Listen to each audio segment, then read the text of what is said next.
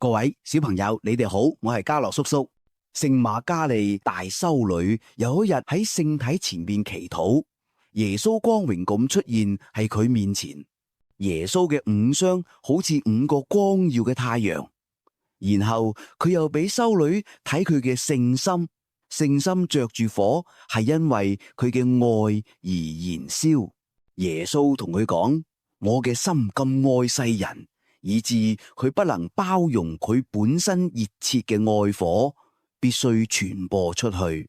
耶穌又講，佢對世人咁大嘅愛，反而換嚟好多忘恩負義同冷淡。佢話呢種冷漠仲辛苦過佢受苦釘十字架。如果人肯回報少少嘅愛俾我就好啦，不過至少有你愛我。其實耶穌係想同每個人講呢句說話。耶穌要求瑪加利大要多多領聖體，特別係每個月第一個星期五，為咗補贖人得罪聖體嘅罪，佢應承咁樣做嘅人臨死嗰陣會得到佢特別嘅幫助。耶穌又同聖女講，星期四晚由11點到午夜，你要祈禱，我會俾你感受到我喺橄欖山受嘅痛苦。你為罪人祈求寬恕，可以安慰我，陪我受苦。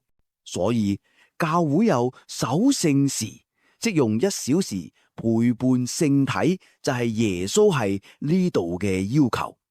1675年聖體聖血節，耶穌再一次出現，佢展示自己嘅聖心，呢個係一顆幾咁愛人嘅心。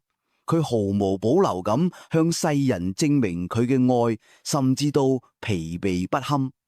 但係回報我嘅多數係忘恩負義，佢哋喺聖體內嘅愛只有不敬、冷漠同侮辱。所以耶穌要求教會設一個特別嘅節日嚟敬禮佢聖心，補贖呢啲罪。瑪加利大修女覺得自己咁渺小，唔可能幫教會做到咁大嘅事。但耶穌同佢講：你唔知我就係中意揀最軟弱嘅人嚟顯示我嘅能力咩？之後修女仲見到耶穌嘅聖心，上邊有荊棘同一個十字架。耶穌解釋呢個係象徵佢因為愛人而受嘅痛苦。耶穌要俾我哋睇佢嘅聖心，因為佢想我哋明白佢幾咁愛世人。當我哋睇到佢嘅心燃燒住愛火，就會被感動，用愛去回應佢。敬禮耶穌聖心嘅人會得到更加深厚嘅愛主之情。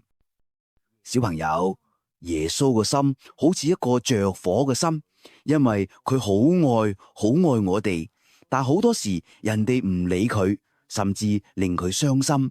咁我哋點樣可以愛翻耶穌嘅聖心呢？